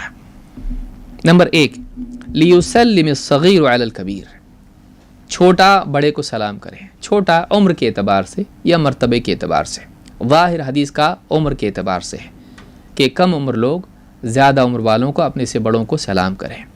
اس میں یہ بھی اشارہ ہے کہ اسلام میں بڑوں کی تعظیم کا ہم کو حکم دیا گیا ہے کہ بڑوں کا حق ہم پر زیادہ ہوتا ہے۔ آج تو معاشرہ اتنا بگڑا ہوا ہے کہ بڑوں کو مذاق بنایا گیا ہے، یا ان سے بدسلوکی کی جاتی ہے گھروں میں یا سماج میں، لیکن اسلام ایسا دین ہے کہ ایک آدمی بوڑھا ہو جائے، بڑی عمر کو پہنچ جائے، تو چھوٹوں کو چاہیے کہ اس کا اکرام کریں، اس کا احترام کریں، اور اس کا یعنی صلاح میں بھی اس کی رعایت کی گئی ہے۔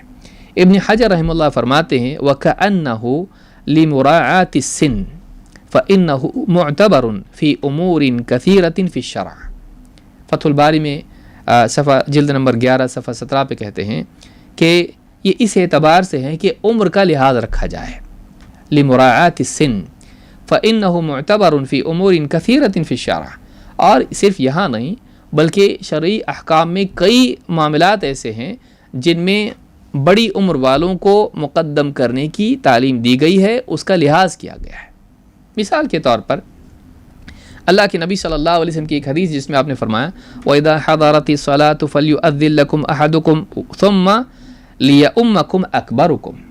مالک ابن حویرث کی مشہور حدیث ہے، اس میں آپ نے کہا، جو اس کو بخاری مسلم نے روایت کیا ہے، اس میں آپ نے کہا کہ جب نماز کا وقت آئے تو تم میں سے ایک آدمی اذان دے اور تم میں سے بڑا امامت کرے۔ تو یہاں پر آپ دیکھیے اللہ کے نبی صلی اللہ علیہ وسلم نے امامت جو کہ ایک شرف کی جگہ ہے، اس کے لیے آپ نے کیا کہا؟ تم میں سے بڑا امامت کرے، جو عمر میں بڑا ہو۔ تو اس سے معلوم ہوتا ہے کہ بہت سارے احکام ایسے جس میں بڑے کو مقدم کیا گیا ہے۔ یا مثال کے طور پر 3 صحابی ہیں، عبد الرحمن بن سہل، محیصہ اور حویصہ۔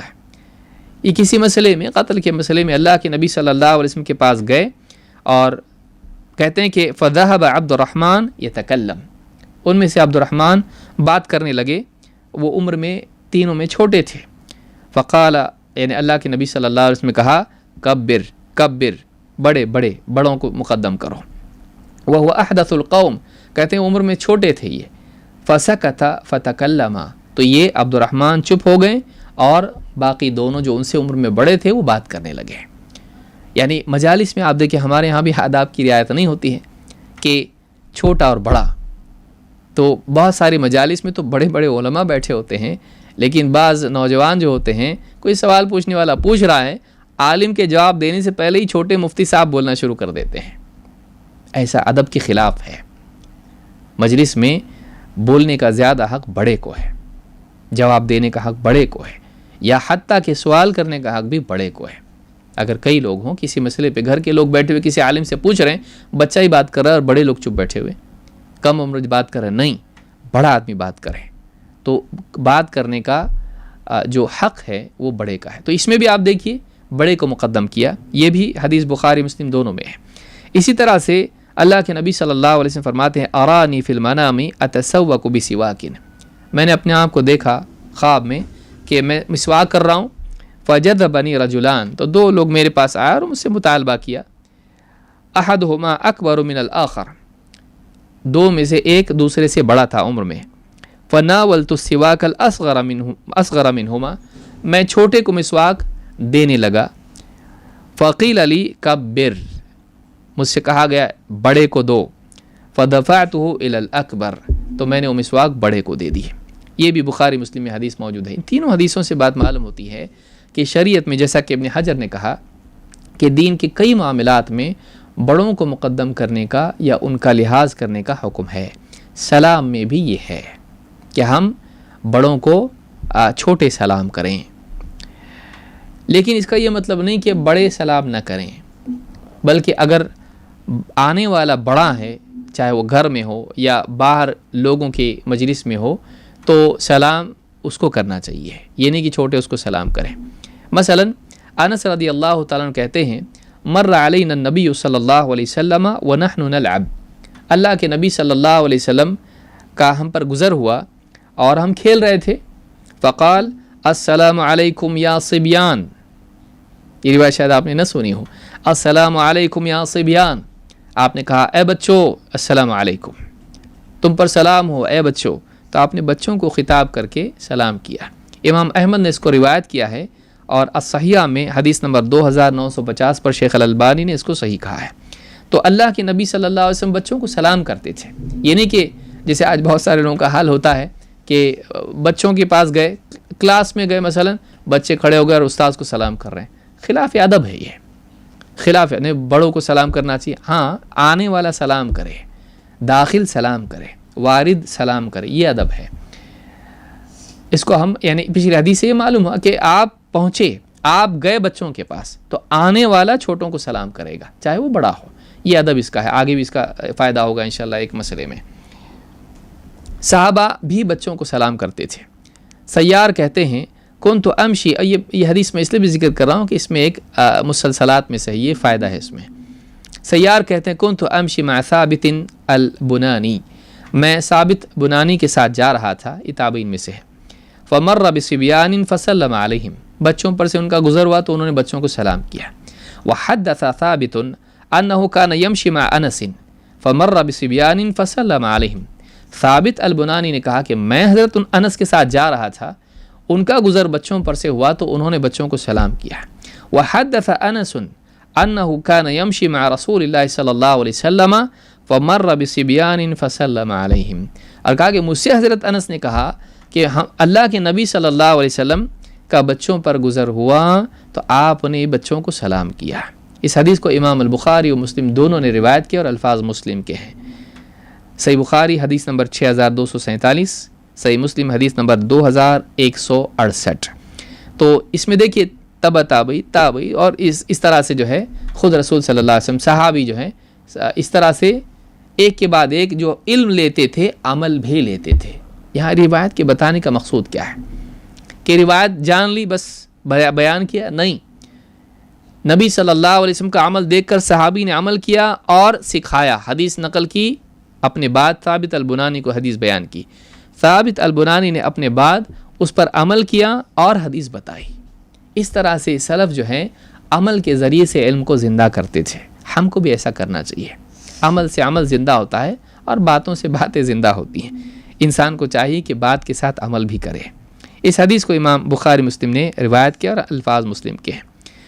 ابن بطال رحمہ اللہ کا قول ابن حجر نے ذکر کیا، کہتے ہیں فی السلام علی الصبیان تدریبہم علی آداب الشرعیہ، بچوں کو سلام کرنے میں کیا حکمت ہے؟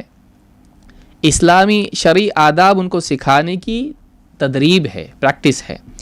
وفیہ طرح الاکابر رداء الکبر، اور اس میں بڑوں کے لیے ادب ہے کہ وہ اپنی گھمنڈ کی چادر کو اتار کے علیحدہ کریں، یعنی تکبر چھوڑیں۔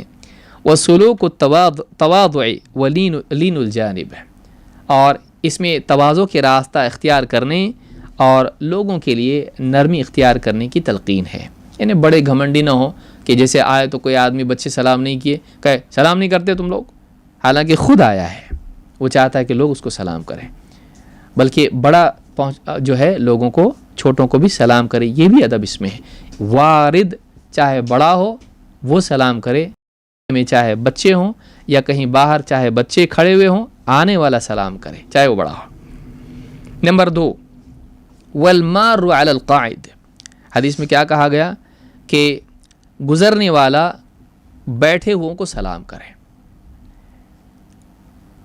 ایک روایت میں یہ بھی ہے والماشی علی القائم، یعنی والماشی علی القائم، کہ چلنے والا کوئی کھڑا ہے تو اس کو سلام کرے، چاہے وہ کھڑا ہو یا بیٹھا ہوا ہو، گزرنے والا سلام کرے۔ ادب کیا ہے؟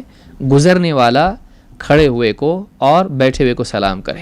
امام ترمذی نے اس کو روایت کیا والماشی علی القائم۔ اگر چلنے والے دو اور ملاقات ہو جائے تو کیا کریں؟ یعنی حدیث میں چلنے والے کو سلام کرنے کے لیے کہا گیا ہے، لیکن کبھی ایسا ہو سکتا ہے وہاں سے یہ آ رہا ہے یہاں سے یہ آ رہا ہے، تو اب کون کس کو سلام کریں؟ کہا حدیث میں ہے کہ والماشیان ایہما بدا فہو افضل۔ امام البزار اور ابن حبان نے اس کو روایت کیا ہے، صحیح ترغیب میں شیخ الالبانی نے اس کو ذکر کیا 2704 پر، کہا کہ والماشیان ایہما بدا فہو افضل، اگر دونوں آدمی چل کے آ رہے ہیں، ملاقات ہوئی، تو جو دونوں میں سے پہل کرے وہ افضل ہے۔ یہ نہیں کہ جس کو سلام کیا گیا وہ افضل، ہم کیا سمجھتے ہیں دیکھو فلاں نے فلاں کو سلام کیا وہ افضل ہے۔ فضیلت ثواب کی کس کو حاصل ہو رہی ہے؟ والماشیان ایہما بدأ فہو افضل، چلنے والوں میں سے جو پہلے سلام کرے، جو سلام کی شروعات کرے وہ افضل ہے، زیادہ ثواب کا حقدار وہ ہے۔ تو یہ دوسری بات معلوم ہوئی۔ نمبر 3، حدیث میں کیا ہے؟ والقلیل علی الکثیر، تھوڑے لوگ زیادہ لوگوں کو سلام کریں۔ والقلیل علی الکثیر، ملا علی قاری کہتے ہیں لِأَنَّهُمَا فِي مَعْنَى الصَّغِيرِ وَالْكَبِيرِ، المرقات میں انہوں نے یہ بات کہی ہے، حدیث نمبر 4633 کے ضمن میں کہتے ہیں لِأَنَّهُمَا فِي مَعْنَى الصَّغِيرِ وَالْكَبِيرِ، یعنی تھوڑے لوگ بڑے لوگوں کو، یعنی زیادہ لوگوں کو سلام کریں، تھوڑے لوگ زیادہ لوگوں کو، یعنی 5 لوگ تھے اور یہاں 10 لوگ ہیں، تو تھوڑے لوگ زیادہ کو سلام کریں۔ کیوں؟ کہتے ہیں یہ چھوٹے اور بڑے کے معنی میں ہے، جیسے حدیث میں بتایا گیا ہے کہ چھوٹا بڑے کو سلام کرے تو چھوٹی جماعت بڑی جماعت کو سلام کرے، تو اسی کے ضمن میں یہ بھی آتا ہے، تو بڑے کا حق زیادہ ہوتا ہے۔ لیکن یہاں ایک سوال پیدا ہوتا ہے کہ اگر آنے والے زیادہ ہیں اور جو بیٹھے ہوئے ہیں مجلس میں وہ تھوڑے ہیں، تو اب یہاں پر معاملہ کیا ہو گیا کہ تھوڑے لوگ زیادہ کو سلام کریں اور آنے والے یا گزرنے والے بیٹھوں کو سلام کریں، تو یہاں تو ٹکراؤ ہو رہا ہے، تو کس کو ترجیح دی جائے؟ حدیث میں ہے کہ گزرنے والا بیٹھے والے کو سلام کرے، لیکن اگر گزرنے والے زیادہ ہیں اور بیٹھے ہوئے تھوڑے ہیں تو کیا کریں؟ اس میں ہے کہ تھوڑے زیادہ کو سلام کریں۔ تو ابن حجر رحمہ اللہ فرماتے ہیں فَلَوْ كَانَ الْمُشَاةُ كَثِيرًا وَالْقُعُودُ قَلِيلًا تَعَارَضَ، کہ اگر گزرنے والے چلنے والے زیادہ ہوں اور بیٹھے ہوئے تھوڑے ہوں تو یہاں تو تعارض ہو رہا ہے۔ وَيَكُونُ الْحُكْمُ حُكْمَ الْإِثْنَيْنِ تَلَاقَيَا مَعًا فَأَيُّهُمَا بَدَأَ فَهُوَ أَفْضَلُ، تو ایسی صورت میں کہتے ہیں کہ ایک صورت تو یہ ہے کہ حکم جو ہے ویسا ہوگا جیسے دو لوگ ملاقات کریں، کہ دونوں میں سے اب تعارض ہو گیا تو اب دونوں میں سے کسی کو ترجیح نہیں دے سکتے، تو اب کیا ہوگا؟ ایسی صورت ہو گئی جیسے دو لوگ ملاقات کریں، دونوں میں سے جو بھی پہلے سلام کرے وہ افضل ہے۔ لیکن کہتے ہیں کہ وَيَحْتَمِلُ ترجیح جانب الماشی کما تقدم واللہ اعلم، کہتے ہیں یہاں پر ماشی کو بھی ترجیح دی جا سکتی ہے کہ جو گزر رہا ہے وہ سلام کرے، یعنی چاہے وہ زیادہ لوگ ہوں وہ تھوڑے لوگوں کو سلام کریں، اور کہتے ہیں اللہ عالم، زیادہ بہتر اللہ ہی جانتا ہے۔ علماء صاحب کو بعض لوگ اعتراض کرتے ہیں کہ اتنا سب بتانے کے بعد پھر کہہ رہے ہیں کہ اللہ عالم، پہلے ہی بولنا چاہیے تھا۔ یہ ادب ہے کہ ایک انسان اپنی تحقیق پیش کرے جس کا وہ مکلف ہے، اور پھر اپنی بات پر گھمنڈ نہ کرے، بلکہ یہ کہے کہ ہو سکتا ہے میری بات میں خطا کا امکان بھی ہو سکتا ہے میری بات غلط ہو، دوسرا کچھ اولا ہو۔ تو یہ ادب ہے علم کا۔ تو فتح الباری میں ابن حجر نے یہ بات کہی، زیادہ راجح جو لگتا ہے، جیسا کہ ہم نے حضرت انس کی حدیث میں دیکھا کہ اللہ کے نبی صلی اللہ علیہ وسلم بڑے ہیں اور بچے چھوٹے ہیں، اور آپ اکیلے ہیں، اور یعنی بچے زیادہ ہیں لیکن آپ وارد ہیں، تو اصول یہ ہے کہ کوئی آدمی اگر مجلس میں آتا ہے یا اس کا گزر لوگوں پر ہوتا ہے تو وہ بڑا بھی ہے اگر، تو کیا کرے؟ وہ خود سلام کرے۔ وہ بڑی جماعت بھی اگر ہے تب بھی اسی سے ماخوذ یہ چیز لی جا سکتی ہے کہ اگر آنے والے زیادہ ہیں، گزرنے والے زیادہ ہیں، بیٹھے ہوئے تھوڑے ہیں، تو ان کو سلام کرنا چاہیے، اس لیے کہ گزرنے والے کا معاملہ مقدم ہوگا قلت اور کثرت کے اعتبار سے یا بڑے اور چھوٹے کے اعتبار سے، جیسا کہ حضرت انس کی حدیث میں ہم کو ملتا ہے۔ تو یہ بات ہم کو اس حدیث سے بھی معلوم ہوتی ہے۔ چوتھی چیز حدیث میں کیا ہے؟ والراکب علی الماشی، والراکب علی الماشی، کہ سوار جو ہے چلنے والے کو سلام کرے۔ ابن حجر رحمہ اللہ فرماتے ہیں کہ یعنی یہاں پر یہ بات ملی کہ جو سوار ہو وہ چلنے والے کو سلام کرے، اور اسی طرح سے سوار اگر ہے وہ گزرنے والے کے حکم میں ہے تو بیٹھے ہوئے بھی ہیں اگر تو ان کو سلام کرے گا، پھر چاہے زیادہ ہو یا کم ہو، یہی حکم اس کا ہوگا۔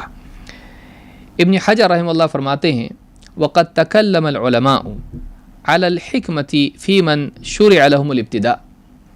یہاں ہم دیکھیں گے کہ شروعات کے اعتبار سے حکمت اس میں کیا ہے کہ یہ کیوں سلام کرے، وہ کیوں نہیں۔ کہتے ہیں علماء نے اس پر گفتگو کی ہے کہ اس میں کیا حکمت ہے کہ فلاں شروعات کرے۔ فقال ابن بطال عن المحلب، محلب سے نقل کرتے ہوئے ابن بطال رحمہ اللہ فرماتے ہیں تسلیم الصغیر لاجل حق الکبیر لانہ امر بتوقیرہ والتواضع لہ۔ چھوٹا بڑے کو سلام کرے، کیوں؟ اس لیے کہ بڑے کا حق زیادہ ہے، اور بڑے کی توقیر اور اس کا اکرام کرنا ہے، اس کی تعظیم کرنا ہے، اور اس کے لیے تواضع اختیار کرنا ہے۔